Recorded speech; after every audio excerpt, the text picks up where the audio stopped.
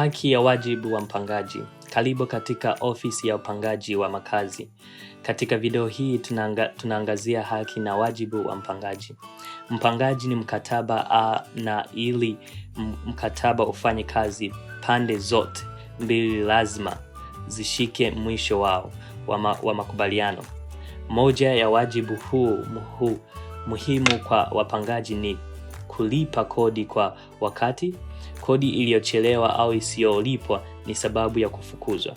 Hakuna sababu ya kisheria ya kunyimwa kodi, hata kama mwenye nyumba amefanya jambo lisilo halali mwenyewe. Kwa upande mwingine, wamiliki wa nyumba wawezi kubadilisha kufuli za nyumba ya kukodisha kwa sababu yoyote, pamoja na kodi isiyolipwa.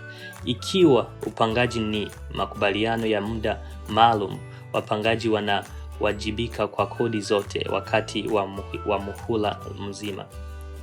Iwapo mpangaji atahitaji kuondoka kabla ya muhula kuisha, wanapaswa kuzungumza na mwenye nyumba ili kuona kama wanaweza kufanya mazungumzo ya kumaliza mapema. Mkataba huo inaweza kusaidia kuwa na mpangaji mbadala. Chaguo jingine kwa wapangaji ni kupata mtu wa kubadilisha mali kwa usawa wa muda. Wapangaji lazima wawe na ruhusa kutoka kwa mwenye nyumba ili kuweka nyumba ndogo. Hata hivyo, wamiliki wa nyumba hawawezi kukataa ruhusa bila sababu halali.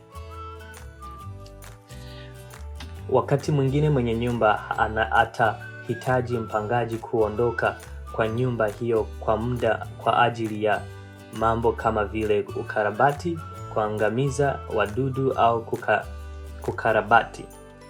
Hili lilotokea na mpangaji hana matumizi kamili au ufikiaji wa mali yake ya kukodisha, anaweza kuwa na haki ya kufidiwa kwa gharama zozote za ziada wakati huu. Hii inaweza kujumuisha kodi iliyopunguzwa kwa muda ambao mpangaji anahitaji kuondoka, au gharama za kuchumba cha hotel. Wamiliki wa nyumba na wapangaji wanapaswa kujadili mipango mbadala kabla, ikijumuisha fidia yoyote kwa mpangaji. Wakati wapangaji wanajibika kukarabati uharibifu wowote unaosababisha na kwa kuweka mali kukodisha safi ipaswavyo. Wapangaji wanapaswa pia kukumbuka wapangaji wengine wanaoishi karibu. Wapangaji wote wana haki ya kufurahia utulivu wa mali ya kukodisha. Furaha ya utulivu inamaanisha uhuru kutoka kwa usumbufu.